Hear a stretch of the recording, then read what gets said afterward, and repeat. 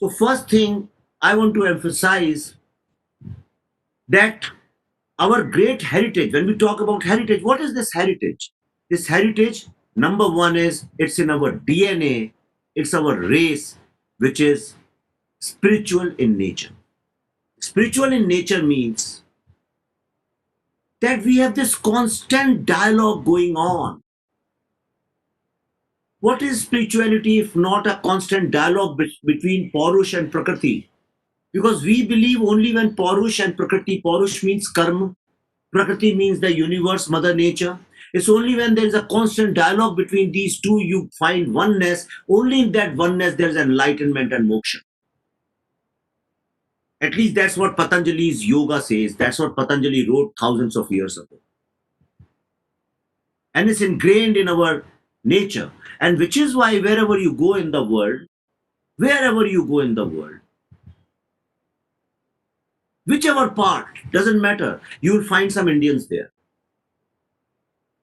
And you will find that the general perception about Indians is that these people can be trusted.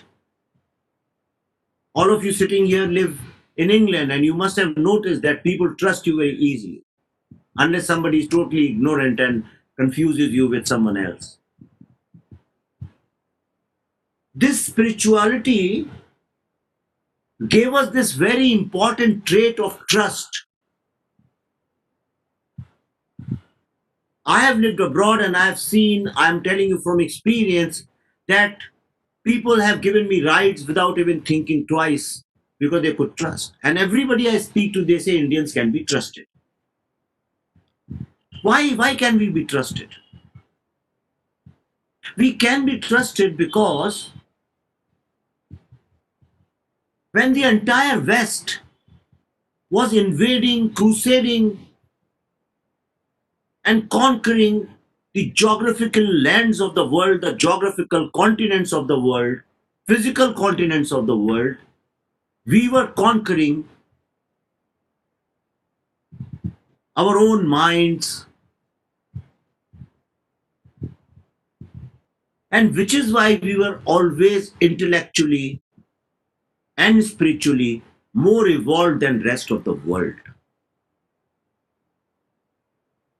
A lot of people say that Mughals came here, they became one of us, and that's why they are great people because they always wanted to live here and they became brothers and all that. No, credit doesn't go to them, credit goes to us.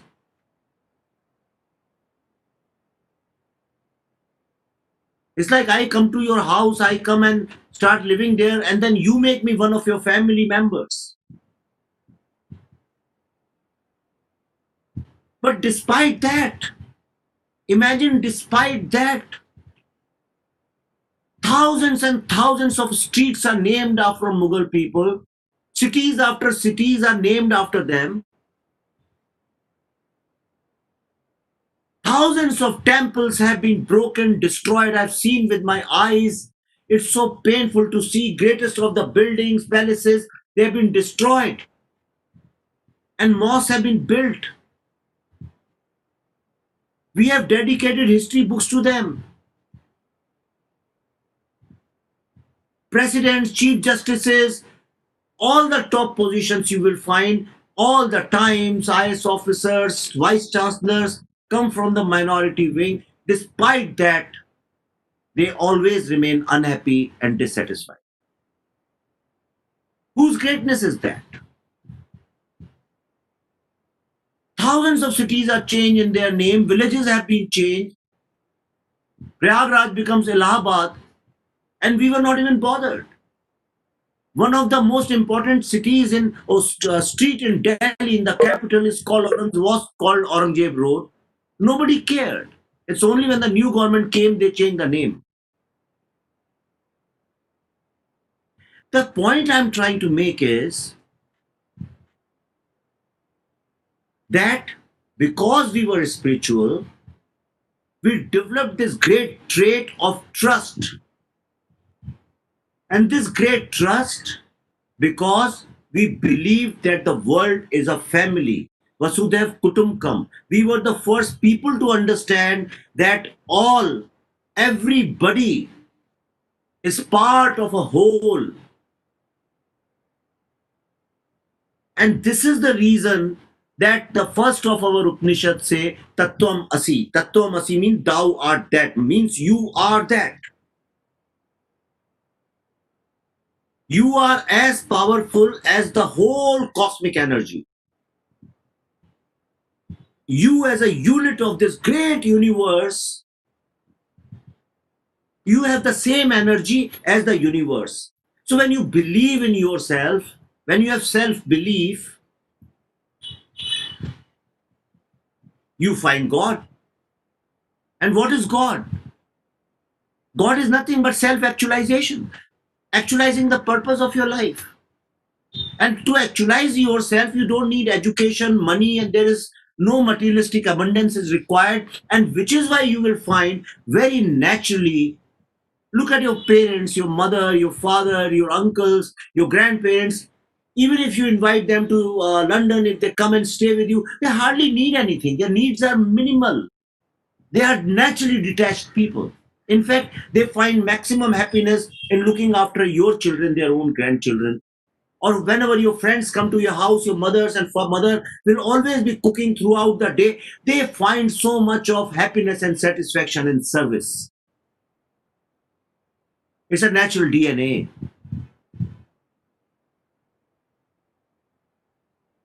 So let me recap it a little bit for you.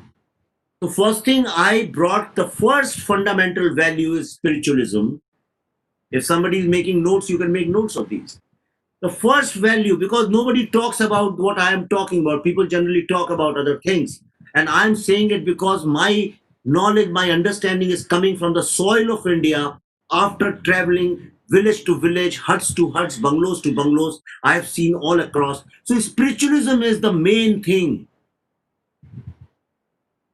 which is why, despite being such a dirty city, such a chaotic, crowded city, if you go to some cities like Banaras or you go to Hampi or you go to Nashik, you will find kind of a divine vibes around you.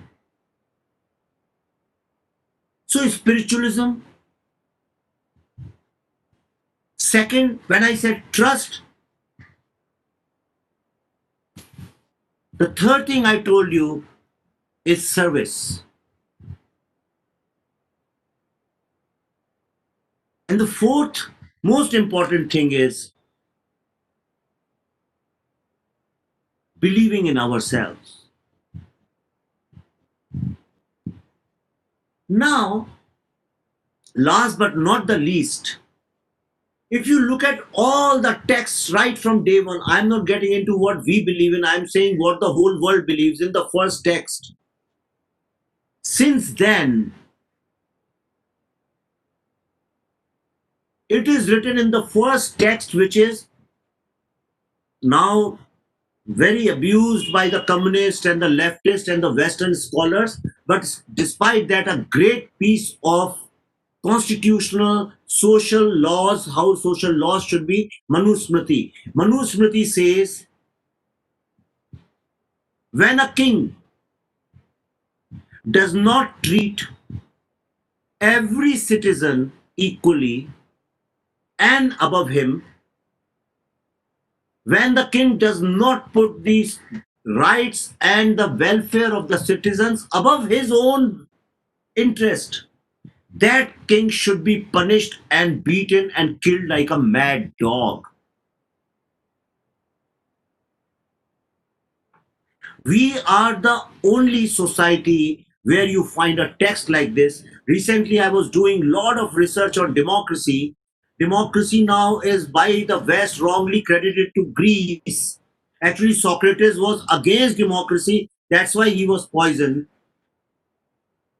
He was killed by giving him poison because he uttered against the aristocratic kind of democracy. We had the real democracy. That's how the concept of Ram Rajya came. The concept of Ram Raj is not that everybody is happy. The concept of Ram Rajya is where the king puts everybody's interest above his own interest, and even the smallest unit He should listen to that person. This is democracy. Yes, our democracy is not like the Western democracy because we treated the family as the single most important unit of a democratic setup. Then, few families together, what happens in a family? Look at it. Let's understand the family system of India.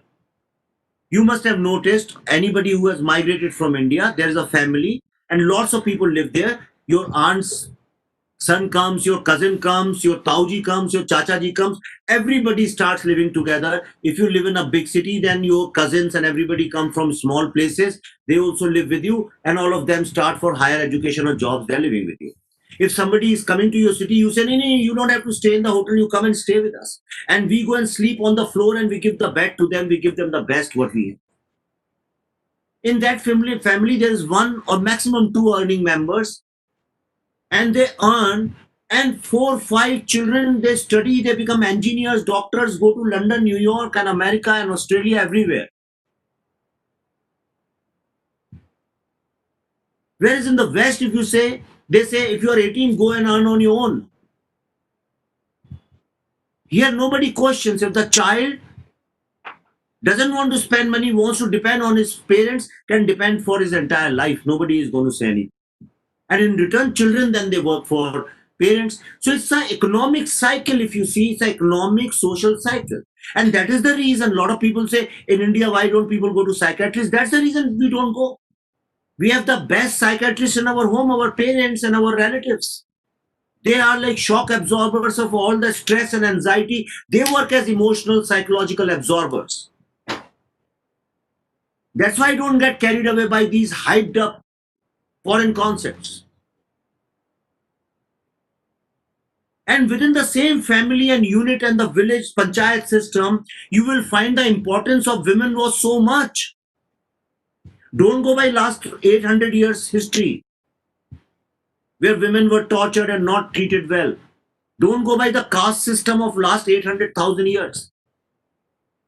Look at the original history, the original texts. Women always had a very, very special place. In every yagya, there is no yagya which was done where the woman was not at the center, sitting equally to the man. In fact, she was given the better side. You look at all the gods and all the deities of Indian Hindu belief,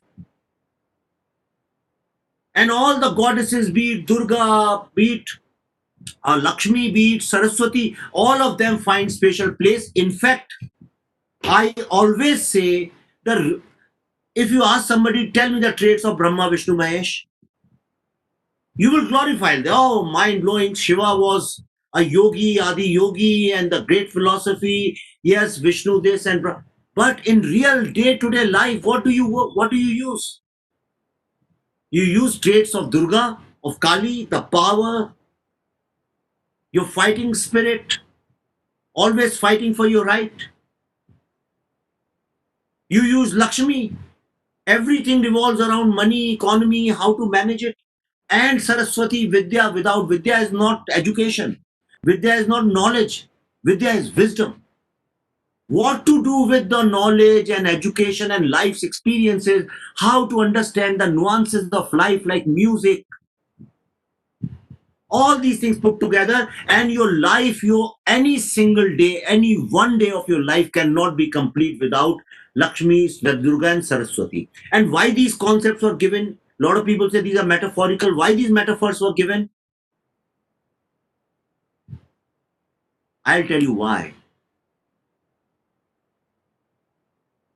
So that you respect your mother.